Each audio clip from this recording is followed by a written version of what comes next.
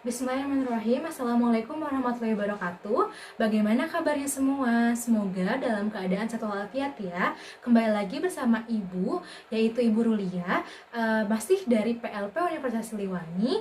Dan sekarang kita memasuki bab baru, yaitu adalah bab mengenai hukum Mendel. Nah, sebelumnya bagaimana ulangannya minggu kemarin? Susah-susah atau gampang?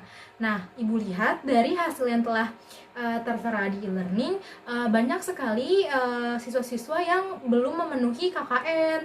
Nah, sehingga jika kalian ingin bertanya atau tidak mengerti mengenai materi yang Ibu jelaskan, bisa langsung dipotong ya, agar nantinya kalian dapat memenuhi KKM yang telah ditentukan.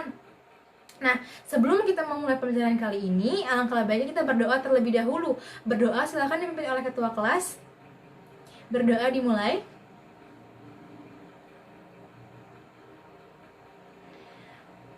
Amin. Nah, sebelumnya jangan lupa untuk mengisi absensi terlebih dahulu di e-learning. Lalu jangan lupa juga untuk mendownload media pembelajaran yang telah Ibu sediakan. Nah, dan juga siapkan alat tulis dan catat hal-hal yang penting. Dan jangan lupa, jangan malu untuk bertanya jika kalian tidak mengerti apa yang Ibu jelaskan, karena nantinya ini itu akan berguna untuk kedepannya, dan juga kalian tidak akan mengulang, dan juga kalian tidak akan memenuhi KKM atau standar yang telah ditentukan. Nah, kira-kira sekarang kita memasuki bab apa ya? Ada yang sudah tahu atau sudah belajar sebelumnya? Iya, betul sekali. Kita sekarang memasuki bab yaitu hukum Mendel. Nah, kita memasuki hukum Mendel itu pertemuan yang pertama. Nah, dan materi pokoknya mengenai pewarisan sifat. Lalu bisa kalian lihat terlebih dahulu ya, di sini tuh ada gambar bunga yang bermacam-macam warnanya. Ada yang berwarna pink, ada yang berwarna putih, ada yang berwarna merah. Nah, tapi mereka ini berasal dari induk yang sama atau berasal dari pohon yang sama. Kira-kira kenapa ya bisa terdapat banyak bunga tapi dalam satu induk yang sama? Adakah yang dapat menjelaskannya?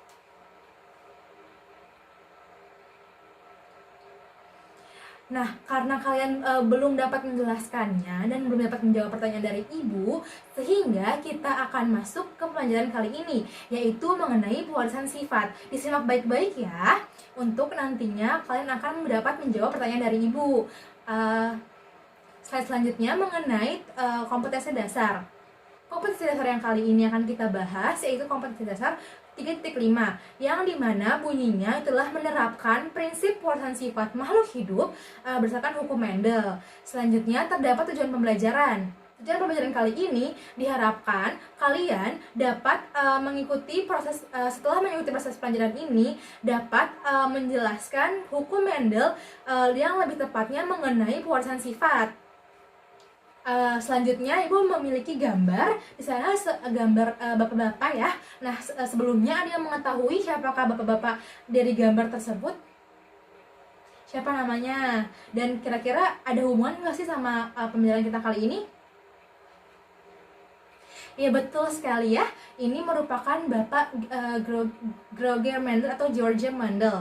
Nah, beliau ini merupakan ilmuwan yang menemukan prinsip dasar dari pewarisan sifat atau hereditas. Kita lanjut ke slide selanjutnya ya. Slide selanjutnya ini terdapat sejarah hukum Mendel. Hukum Mendel ini beliau ini lahir pada tahun 1822 dan memulai penelitiannya atau percobaannya itu pada umur ke-21, dan juga dia ini mengenyam pendidikan pastor dan guru sekolah, memiliki ketertarikan pada tumbuhan. Nah, dia ini yang menemukan prinsip dasar hereditas atau lebih tepatnya itu pada tanaman kacang kapri atau kacang ercis. Nah, dia ini memulai penelitiannya itu pada tanaman di belakang gereja tempat dia tinggal.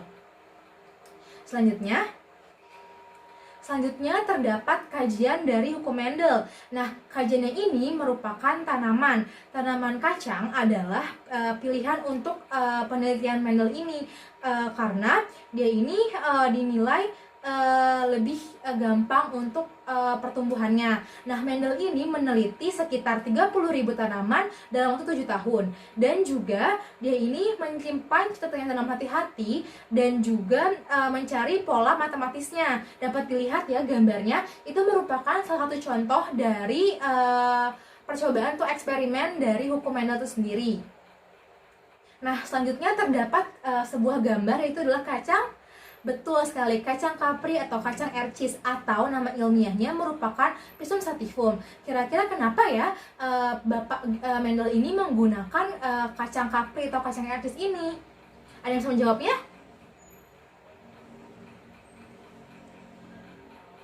Betul, karena tadi dia benar ya. Salah satunya itu adalah karena kacang kapri ini merupakan tanaman yang ditemukan pada pada halaman belakang rumahnya gitu. Jadi pas dia mau meneliti tuh ada kacang kapri, seperti itu dia memilih kacang kapri. Selain itu juga terdapat beberapa karakteristik kenapa memilih kacang kapri ini, yaitu pada slide selanjutnya. Terdapat 4 kelebihan dari kacang kapri. Yang pertama, dapat tumbuh di tempat yang sempit ataupun di lahan yang sempit.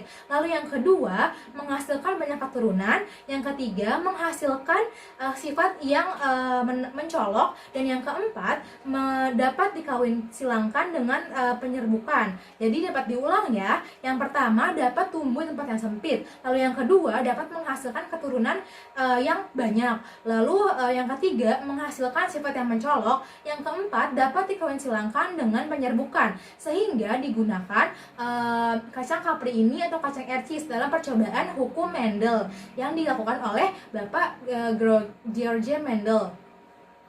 Sampai sini ada yang ingin tanyakan? Iya, Pisum sativum itu merupakan nama ilmiah dari kacang kapri atau kacang ercis.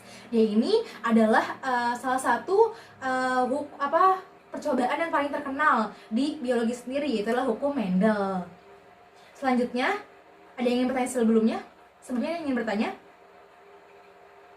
Tidak ada, kita ke slide selanjutnya. Jangan lupa jika ada yang tidak ada mengerti, boleh langsung ditanyakan kepada ibu ya. Jangan malu-malu untuk bertanya, karena nantinya itu akan untuk kebaikan kalian sendiri. Nah, pada slide selanjutnya ada mengenai metode eksperimen hukum Mendel atau metode eksperimen yang digunakan oleh Bapak Mendel. Nah, beliau ini menggunakan pendekatan kuantitatif, yang dimana beliau ini yang pertama menggunakan kuas untuk membantu penyerbukannya.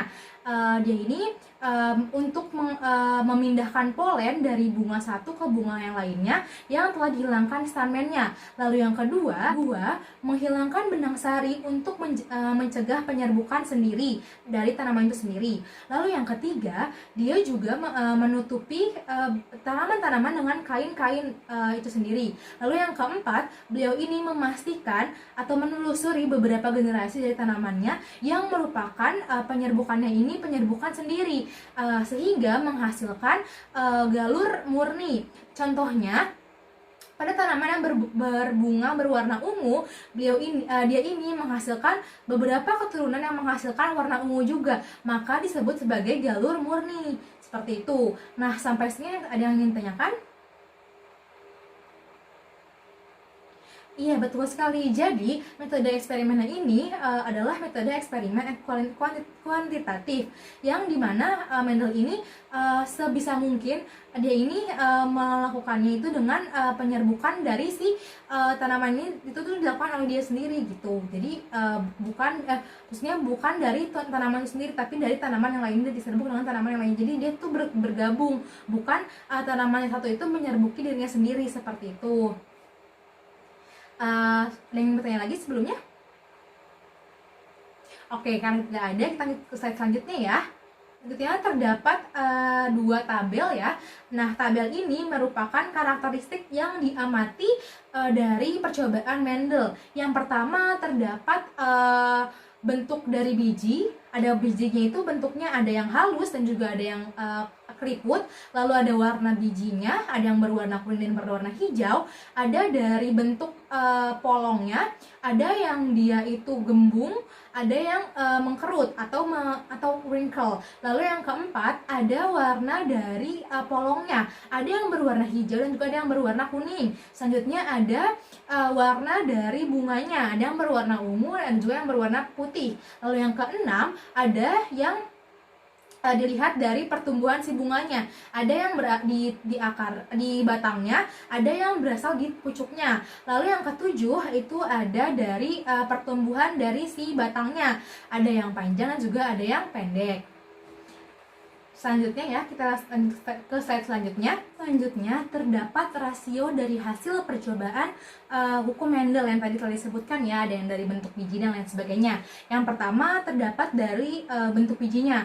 Dia ini menghasilkan rasio 2,96 banding 1, yang mana 2,96 ini merupakan dominansinya, yaitu adalah biji yang berbentuk halus, dan yang bentuk keriput ini berasio 1. Lalu selanjutnya terdapat dari warnanya. Warnanya ini menghasilkan 3,01 banding 1. Lalu juga ada bentuk polongnya, dia ini menghasilkan 2,95 dibanding 1, dan juga ada warna dari polongnya dibanding menghasilkan rasio 2,82 berbanding 1. Lalu juga ada dari warna bunga itu menghasilkan 3,14 dibanding 1. Lalu terdapat dari tempat bunganya itu menghasilkan rasio 3,14 banding 1, dan juga ada yang panjang pendeknya dari si batang, yaitu rasionya 2,94 banding 1, sehingga dirata-ratakan menghasilkan rasio 3 banding 1. Jadi dikenal hukum Mendel ini merupakan rasionya 3 banding 1. Seperti itu. Sebelumnya ada yang ingin ditanyakan mengenai rasio perbandingan dari hukum Mendel ini?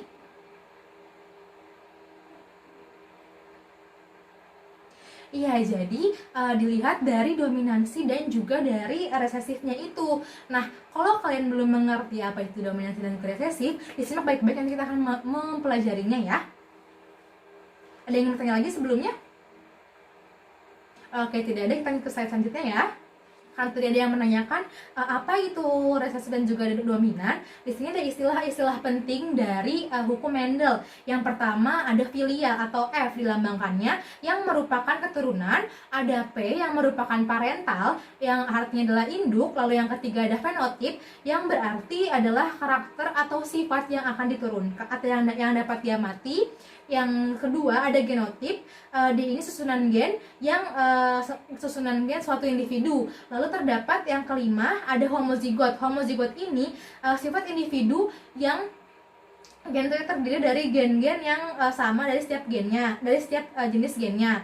Lalu terdapat heterozigot. Heterozigot ini di mana sifat individu yang terdiri dari gen-gen yang berlainan dari setiap gen di jenis gennya. Lalu yang ketujuh terdapat alel. Alel ini merupakan anggota dari sepasang gen. Misalnya M kapital untuk yang berwarna merah, M non kapital untuk yang berwarna pink atau merah muda. Lalu selanjutnya ada gen dominan. Gen dominan ini adalah gen yang menutupi ekspresi alelnya. Lalu ada gen yang resesif. Dia ini merupakan gen yang ekspresinya itu ditutupi oleh ekspresi alelnya. Lalu terdapat simbol dari jenis kelamin jantan dan juga simbol dari jenis kelamin betina. Jadi tadi pertanyaannya telah dijawab ya. Dominan ini merupakan gen yang ekspresinya itu ditutupi oleh gen alelnya. Maksud saya gen yang gen yang menutupi ekspresi alelnya. Sedangkan yang resesif ini adalah gen yang ekspresinya ditutupi oleh oleh ekspresi alelnya. Diulang ya, kalau gen yang dominan merupakan gen yang menutupi ekspresi alelnya, sedangkan yang resesif itu adalah ekspresi alelnya, gen yang ekspresinya itu ditutupi oleh ekspresi alelnya, seperti itu. Ada yang ingin ditanyakan? Ya betul, jadi yang dominan ini adalah yang menutupi dari si alelnya, sedangkan yang resesif itu yang ditutupi oleh alelnya. Kalau yang tadi kan yang dominan yang menutupi gen alelnya, sedangkan yang resesif ini adalah gen yang ditutupi oleh ekspresi alelnya. Ada lagi yang bertanya? Oke, kan tidak ada, kita lanjut ke slide selanjutnya ya. Nah, slide selanjutnya terdapat dasar kromosomal perwarisan sifat Mendel.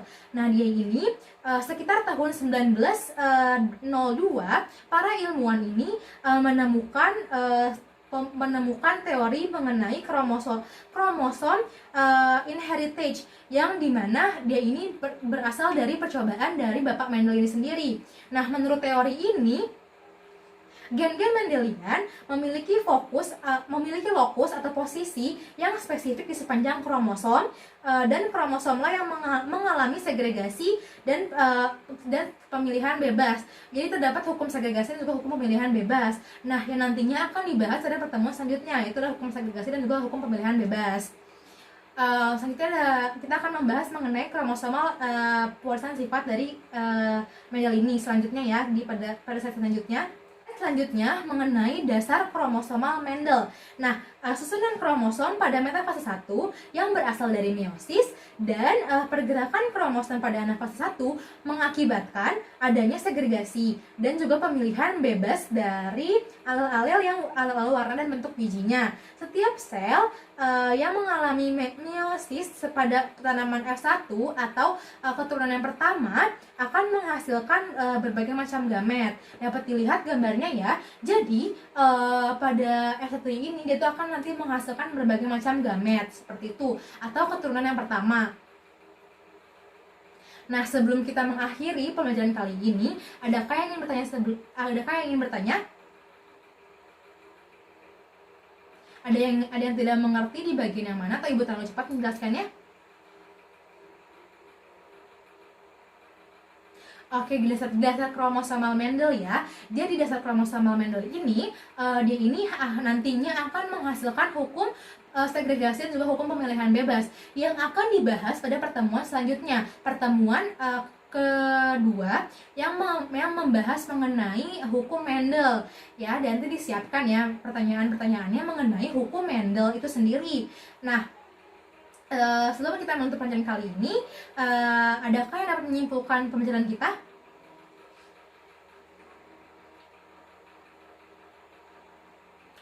Ayo, ada yang dapat menyimpulkannya? Ibu tunggu ya. Ibu tunggu sekitar 2 menit, kalian silahkan menyimpulkan dan nantinya akan dibacakan ke depan ya. Nanti Ibu akan lengkapi dan Ibu akan memberikan nilai plus untuk kalian yang dapat menyimpulkan pembelajaran kali ini. Silahkan waktunya mulai dari sekarang ya. 2 menit saja ya untuk menyimpulkannya.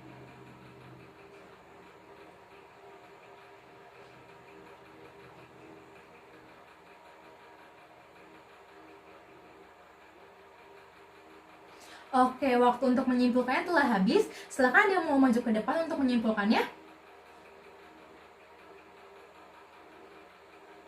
Iya, bagus sekali ya kesimpulannya. Ibu akan lengkapi ya kesimpulannya. Kesimpulan dari pembelajaran kali ini, Mendel atau Bapak Gregor Mendel merupakan ilmuwan yang menemukan prinsip dasar dari pewarisan sifat atau hereditas. Beliau ini menggunakan kacang ercis ataupun Pisum sativum dalam percobaannya. Nah, kenapa beliau memilih kacang ercis ini? Karena kacang ercis ini memiliki beberapa kelebihan. Salah satunya dapat menghasilkan banyak keturunan dan dapat dikembangbiakan di tempat yang sempit. Lalu metode yang digunakan dari Bapak Mendel ini merupakan metode penelitian kuantitatif, yang dimana beliau ini yang pertama menggunakan kuas untuk membantu penyerbukannya, lalu yang kedua menghilangkan benang sari untuk mencegah penyerbukan, yang ketiga menutupi bunga-bunga dengan kain, lalu yang terakhir dia ini menelusuri ciri-ciri dari beberapa generasi, dan terdapat beberapa istilah dari pewarisan sifat ini yang tadi telah dijelaskan ya, ada P, F, terus juga ada heterozigot, homozigot, ada yang dominan, ada yang resesif, lalu juga teori dan dasar kromosomal ini menghasilkan teori dari hukum segregasi dan juga hukum pemilihan bebas yang akan dibahas pada pertemuan selanjutnya. Nah, sebelum kita menutup pelajaran kali ini, Ibu memiliki kuis yang harus kalian kerjakan di e-learning ya. Nah, kuisnya itu ada sekitar 10 soal. Nah, waktunya sekitar 10 menit ya. Jadi dapat mulai dari sekarang untuk pengerjaan soalnya. Selamat mengerjakan, jangan mencontek, tidak apa-apa untuk hasilnya jelek, karena kita sama-sama sedang belajar. Jadi jangan mencontek ya, diusahakan untuk jujur, untuk mengetahui kira-kira kalian mengerti nggak sih sama apa yang dijelaskan hari ini. Silahkan dikerjakan, jangan mencontek.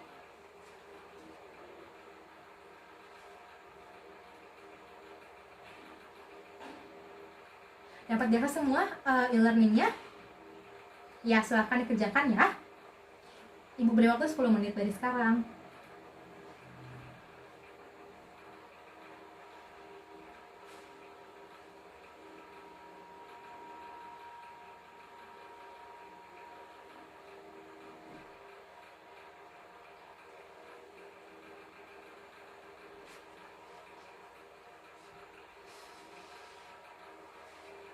Oke. Nah, waktu untuk pengerjaan kuis telah habis ya. Silahkan tutup handphonenya. Kira-kira kalian dapat bagaimana hasil dari kuis itu sendiri? Siapa yang dapat nilai bagus? Ayo, siapa yang dapat nilai 100? Banyak gak nih? Oke, banyak yang salah satu ya. Nah, diharapkan nanti pada saat ulangan untuk bab ini, Ibu harap nilai kalian juga sama seperti ini ya, tidak banyak yang remedial seperti ulangan pembelahan sel yang kemarin. Nah, untuk menutup pelajaran kali ini, alangkah lebih baik kita berdoa terlebih dahulu. Silahkan Ketua kelas untuk memimpin doa kembali.